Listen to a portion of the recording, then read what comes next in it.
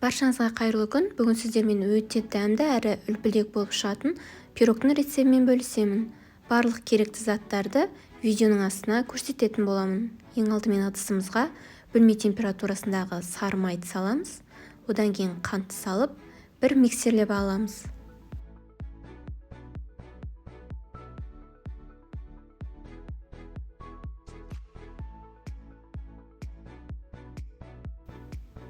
Одан кейін жұмыртқаны салып, біркелкі болғанша тағы да миксерлейміз.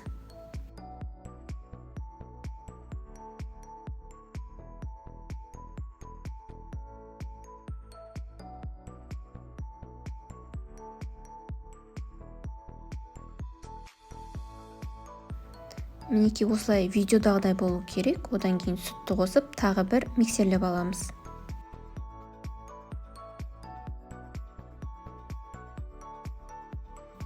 Соңында алдын ала еліктен өткізілген ұнды, одан кейін қамыр қопсытқышты қосып, біркелкі болғанша тағы да миксерлеп аламыз.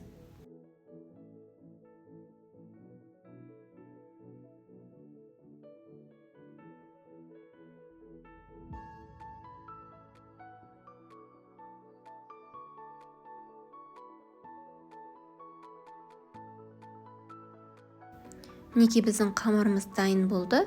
Енді мен нектаринді қолдандым бұл жерде. Сіздер өздеріңіз білесіздер, кез келген жеміс түрлерін қолдана берсеңіздер болады.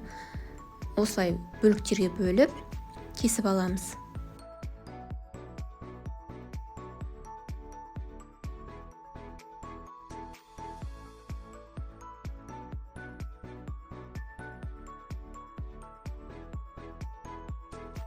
Бізде қамыр мен жемісіміз кесіліп дайын болды. Енді формамызға пергамент төсеп, қамырымызды құямыз.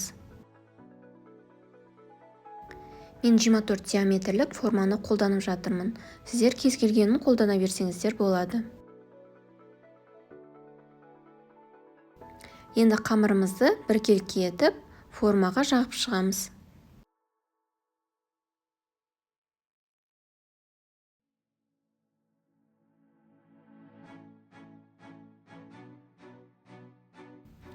Соңында кесілген нектаринді біркелкі етіп үстіне қойып шығамыз видеодағыдай.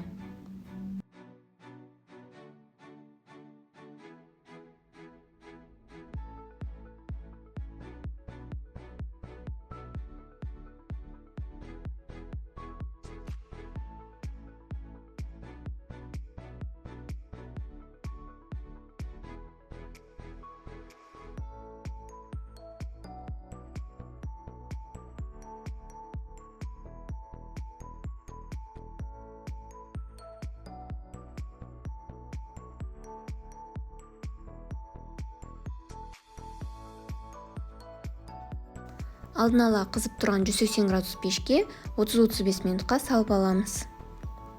Мінекей біздің бәлішіміз дайын. Бірден формадан жан-жақтарын босату арқылы шешіп аламыз.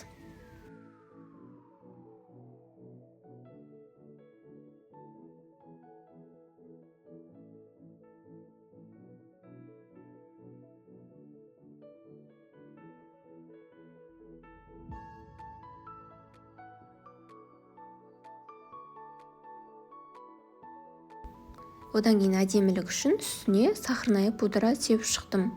Сіздер сахарная пудраны сеппесеңіздер де болады.